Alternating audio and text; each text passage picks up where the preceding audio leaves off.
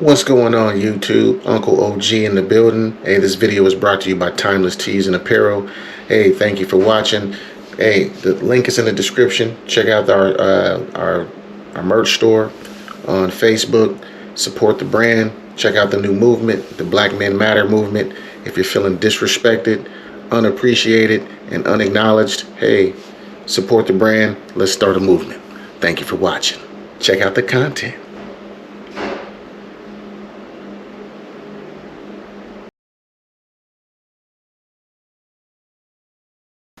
Welcome to another episode of My Family Academy. I am going to be going into just some history here. I'm going to be going into the Indian Removal Act. I'm going to be going into the Dawes Roll, and I'm going to be going into some Indian history as far as some sure names that back up all of the information that I've been providing in my videos thus far. That prove that our ancestors were truly what were classified as Indians, and also proving that we are from the 12 tribes of Israel. So let's get into it. Let's start off with the Indian Removal Act. I'm going to be reviewing a video by Dane Calloway. He's on YouTube. Check his videos out. He is actually the man who got me started on this journey as far as like trying to really understand these records as I was seeing how they apply to my family, especially on my father's side, being we are from the Chickasaw Indian tribe. So let's get into it and let Dane break it down. And I'll be going into some more things after this. Let's go.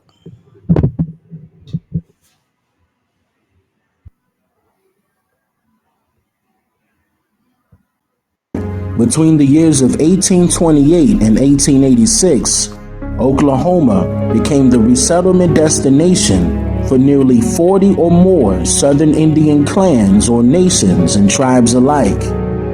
According to the LOC, the Indian Removal Act was passed by the House and the Senate in the same day of May 26, 1830, then immediately signed into law by then President Andrew Jackson just 2 days later.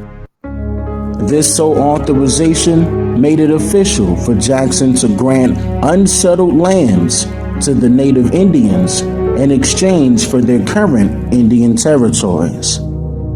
So, from the years of 1828 to 1886, the commonly known Choctaw,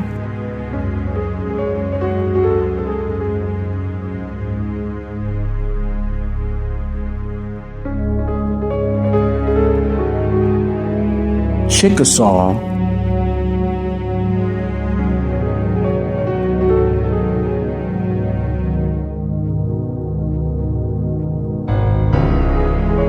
Cherokee,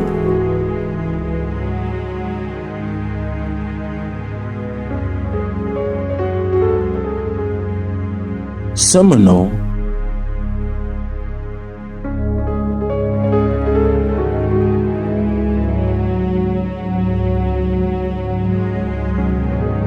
and Creek tribes,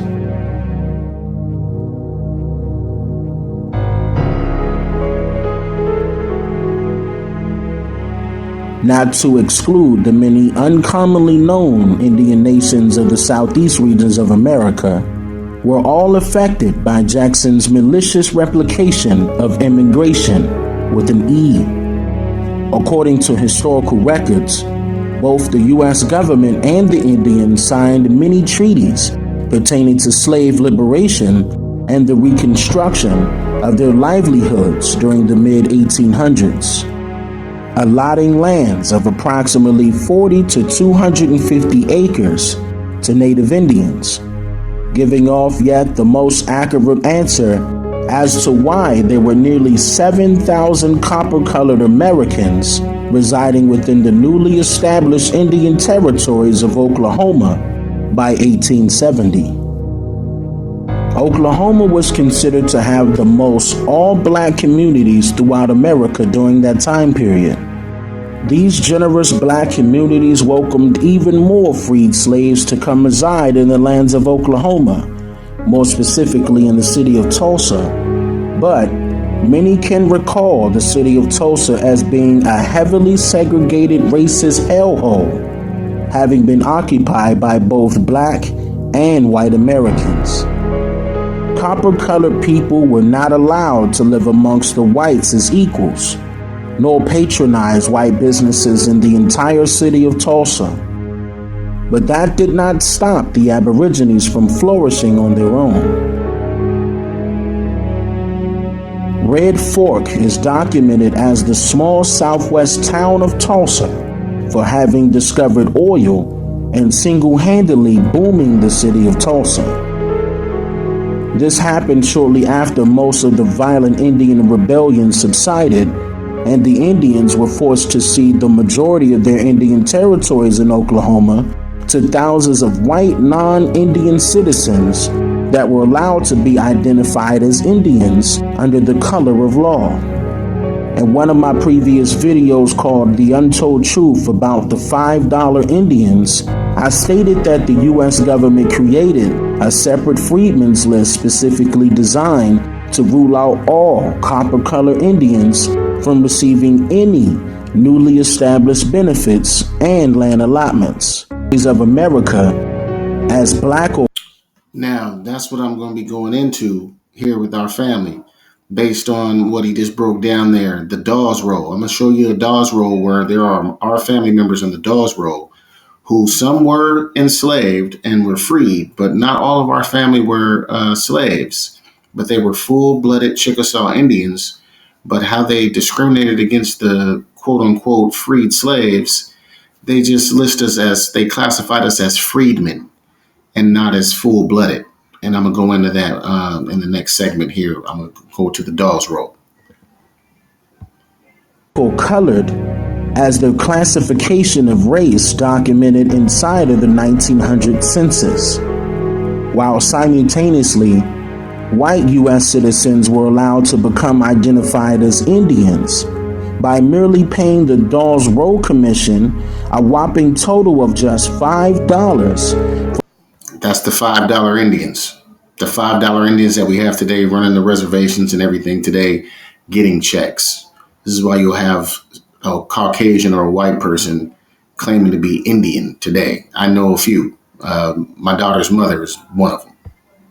For each white adult and child to be listed on the Dawes Roll.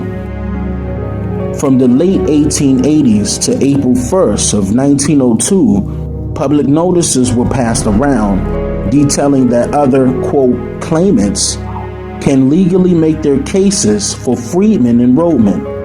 This motion single-handedly allowed all white citizens the rights to legally cede the Indian lands of America, reparations, plus the optimized benefits having been set in stone by way of many previous U.S. and Indian treaties. Multiple public schools and all other industrialized institutions are keeping this open secret in the dark for obvious reasons. There were two Caucasian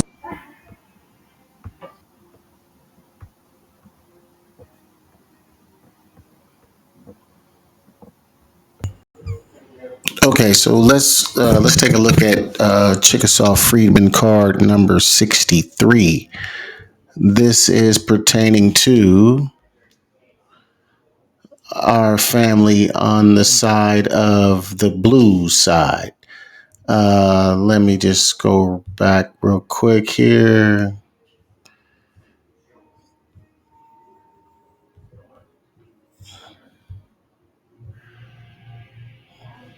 Okay, so I'm going to be looking at the Chickasaw Freedman card for Jack Blue.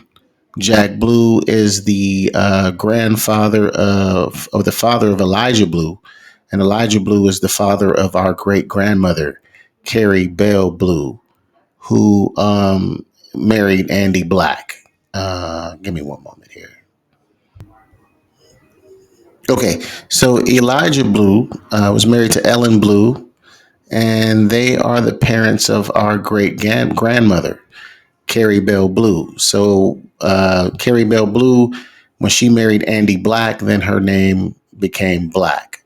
but her maiden name was Blue. So we are related to the Blues as well. The Blue family was very prominent within the Chickasaw Indian tribe as well.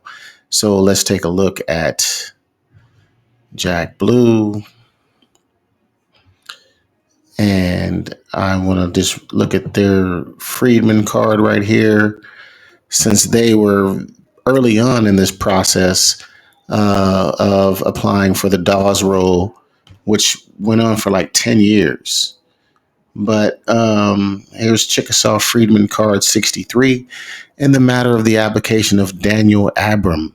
And I'm going to go into the sure names at the end of this video as well to show you that that name Abram was a sure name within the Chickasaw Indian tribe, again, proving that our ancestors were full-blooded Chickasaws. Not only is that name Abram a sure name of the Chickasaws, but that name Abram is the name that Abraham had before the Most High changed his name from Abram to Abraham. So that proves again that we are descendants from the 12 tribes of Israel, the sons of Jacob. So, but I'll leave that for another time. But in the matter of application of Daniel Abram and others for enrollment as Chickasaw freedmen, Daniel Abram being sworn by Commissioner A.S. McKinnon, he's 23 years old. I am the son of Paralee Abram, who was enrolled yesterday. I have lived here all my life. My wife, Vina, is a daughter of Louisa and Jack Blue. She's 31 years old. We have 2 children, King and Amy, 2 months. Vina Abraham being sworn by Commissioner A.S. McKinnon says, I was married to Richard Franklin. We're also related to the Franklins.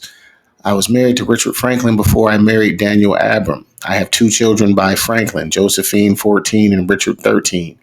I have 2 other children, Issam and Sina Sparks. That name Issam sounds familiar to my great-grandfather on my mother's side. His name was Isram. And Sina Sparks, 6 years. I have another boy, Albert Smith. We're related to the Smiths as well. King Blue. King Blue was the brother of Jack Blue. King Blue he was responsible for a lot of, in the video where they said those Indian raids. King Blue led a lot of those raids because they cheated us. They cheated us out of our land. They cheated us out of many treaties that our leadership and chiefs went into an agreement with, and the United States broke all of those treaties. The same thing that they do today. So King Blue. Teresa has a son named King, and you didn't even know that you're naming our children after our ancestors. They also had a child named Noah. I'll show that later. But King, my son's name is Noah. King Blue being sworn by Commissioner A.S. McKinnon says, I'm 43 years old. I am brother of Vina Abram. Our mother, Louisa, was a slave of Ben Colbert, a Chickasaw. Our mother lived in the territory all the while during and after the war and up to her death in 1887. So let me pause here and I'm going to show you this Dawes code, the actual card in the Dawes roll. Here, I'll just go there now. So here we are, Chickasaw Freedman card number 23. There's George Abram and Paralee Abram. The card that they were on was 63. So let's go there. 63. Okay. And then when you look here, see, they classified anyone who was formerly enslaved or not. They classified us as a freedman. Whereas anyone who was not classified as being enslaved, they were classified by Chickasaw by blood. And then look, there was no way of measuring how much blood they were. So this person says they're full. This one says they're a quarter. You got 3/4, 1/8. I mean, how did they measure blood? 1/64th. I mean, there was no way to even measure any kind of blood back in these days. So how are they all classified by blood? But we were classified as freedmen, and most of us didn't receive anything. We didn't receive any land allotments. We didn't receive anything. So this is how they cheated us out of our land. Um, let's go down here. So enrollment cards. Enrollment cards list the individual's roll number, name, and variant spellings, relationships to others listed on the card. Age, sex, blood quantum. If the person was a freedman, tribal enrollment, residence, and the tribal enrollment of the parents. Members of the same household are typically listed on the same card. Cards may include references to earlier tribal censuses, notes about births, deaths, and marriages, and cross references to other enrollment cards. In general, the age listed on the card is the person's age around 1902. So this was what they had in place before Oklahoma became the state of Oklahoma. Before it was the state of Oklahoma, it was just known as Indian Territory because, as the video explained, the Indian Removal Act that went into law, signed by Andrew Jackson, that was the legislation that took our people out of their original lands and placed them in Indian territory. This was the original Holocaust for the Indians, our ancestors, not Native Americans that keep changing all these different titles, but the Indians. We are the true original Black Indian people that have been here since white people came. Tribal associations are listed as by blood, intermarriage, or freedmen. Intermarriage means the person was married to a citizen of the tribe.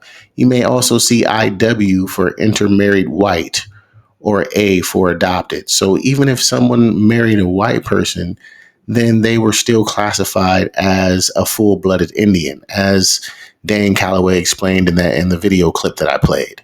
But anyone who was classified as a freedman, ours is blank when it comes to where it says blood. Look, see, freedman, blank. And this went for all of the tribes: Choctaw, Chickasaw, Creek, and Seminole. But we're from the Chickasaw tribe. These are our people right here: Abram, Vina Abram, Chickasaw, freedman. See, blood is blank. They cheated us. When we had been in the only way that we could have gotten into the Indian territory was to be a part of the Indian Removal Act. That's how we got there.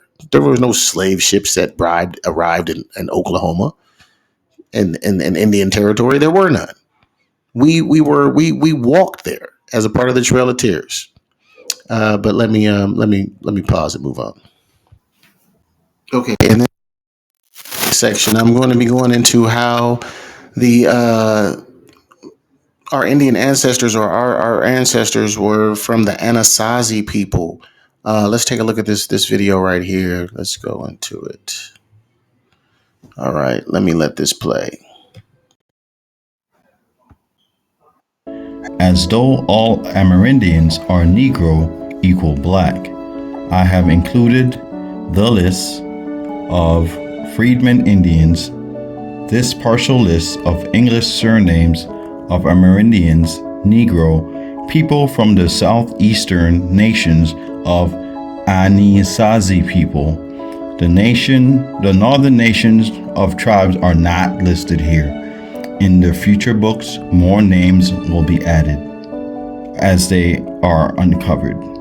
So let's take a look at some of the tribe names: Cherokee, Chickasaw, Choctaws, Muskogee, aka Creeks, Seminoles. Okay, so this is a new word for me that I don't know if you guys seen before or heard about. Anisazi. So let's take a look at that word according to the book, so we all on the same page as far as learning. Okay. Chapter 3, Profile of America Peoples. All right, so what we're gonna do, we're gonna start reading from page 48 all the way to 51 about the Anasazi people, and then we're gonna get back to the roll call. But I just wanted to touch base so we know what they're talking about. All right, so I'm learning here too. Okay, how many indigenous races of human species are there? 3 indigenous root populations are Asian, that's one group, Anisazi slash Amerindian, that's another group, and then there's the continent of Alkebulan, Africa, that's another group. What geographical areas do the root races of people live? Each indigenous race created by Earth has a soil section or continent, their own continent, with the planet Earth. Okay? Now it says, what race do Negro, aka Black America, actually represent? Indigenous heritage to the Western Hemisphere, known as the Americas. Our ancestral name is Anisazi. People indigenous.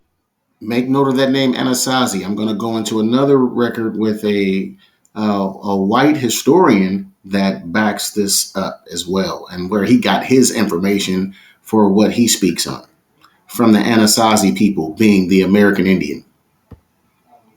Indigenous to America are ethnically classified as Amerindians, referred to as Negro / Black America. The children born from the females of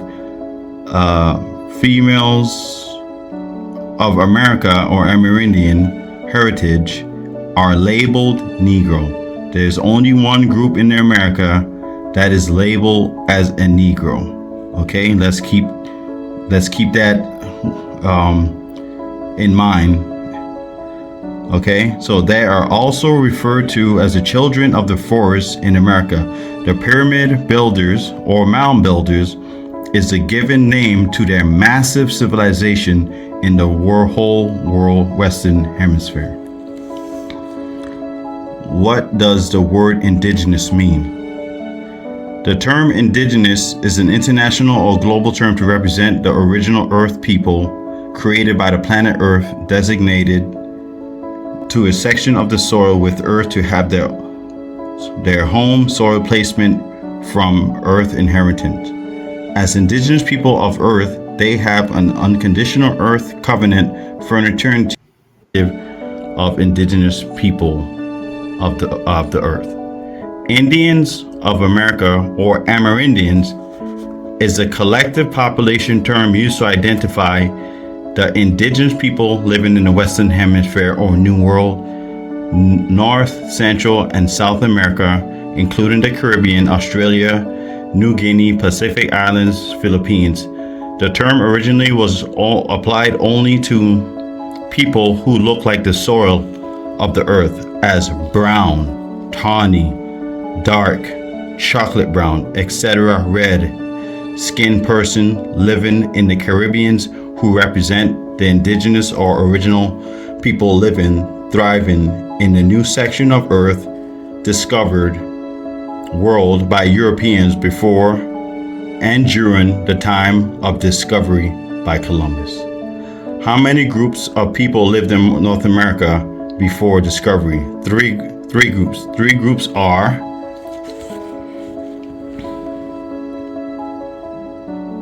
the Anasazi, aka Amerindian, aka Negro people, are the original, oldest, and largest population of over 500 million.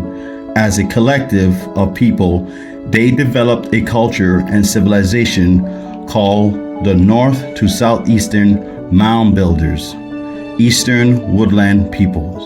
Then there's two. You have the Southwestern Plains, the first immigrants, migrating people from Asia into the Central Plains, Navajo, Pueblo, very small Asian Anasazi, the Alaskan people, the Mongolians. The Alaskan people, All right, so now let's review the next video. Give me one moment. Okay, now check this video out. Now this man confirms everything that the last clip just talked about as far as the Anasazi people, who are the original Indians that were already here in the Americas, who are our ancestors, who are also descendants from the lost tribes of Israel. But let this man break it down to you as well. was given the unprecedented opportunity to sit down with and to film Dr. Don Mose Jr., a third-generation medicine man who I met with for a large part of a day during our investigation, who told me the oldest legends of the Anasazi, which he had been told by his great-grandfather, who likewise had been told by their ancestors, which included stories of the Anasazi turning to sorcery, sacrifice, and cannibalism after they lost their way and were driven insane by a reptilian creature, which they depict with a halo above his head. Images of that being are, by the way, included in the petroglyphs that we filmed inside the canyons, and I believe that they likely attest to the fallen reptile or reptiles of biblical fame, which also misled humanity.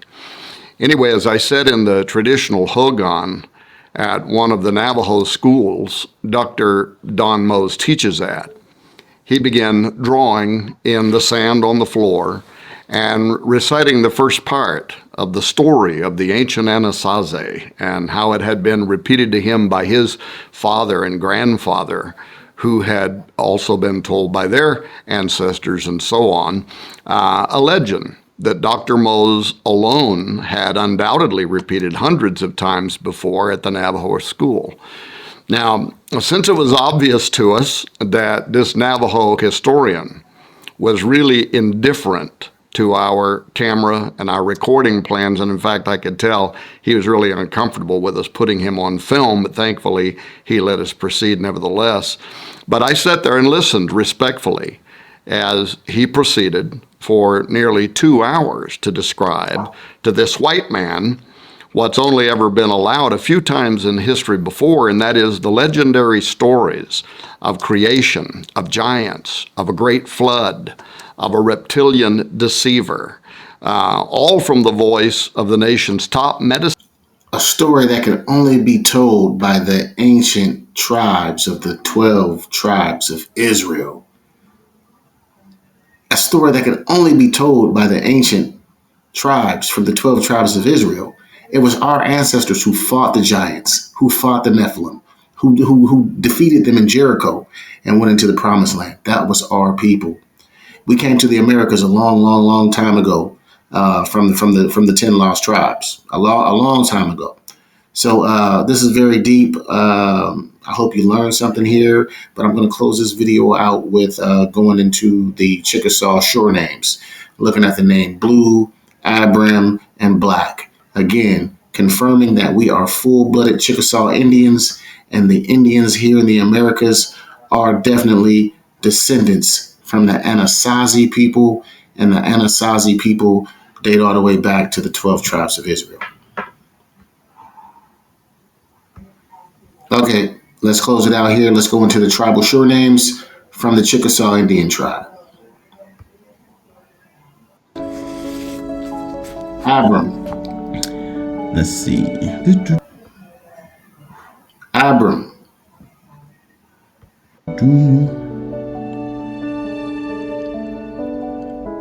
Alright, trying to go as slow as possible, but not too slow, so people. Black. Blue. All of the names that I showed you here in our family tree. Here's Louisa Blue here. Oh my God.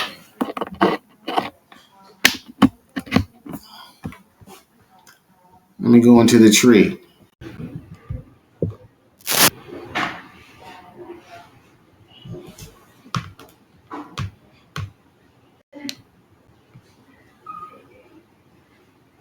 Blue, the blacks. And then we go here to our grandmother, Wilma J. Brown.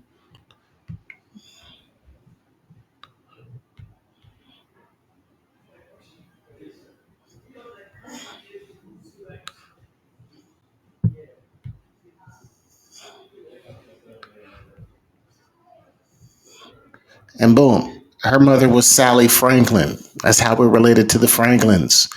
women's name goes with the husband. They take on the husband's name.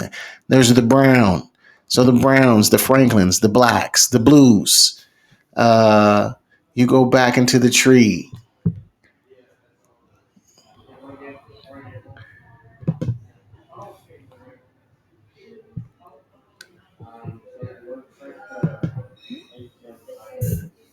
Let me do one last thing here.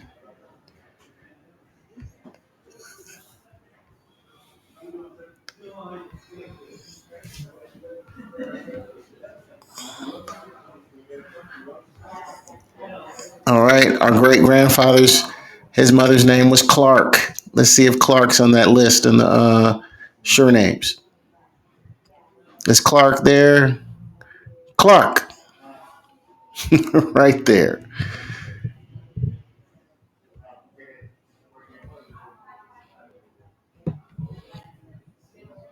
Clark, blue,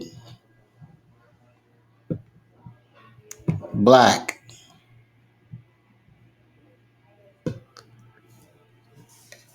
and it goes on and on and on. But I'm going to go ahead and close this out. I hope my children please take the time to watch this. We are not black. We are not African American.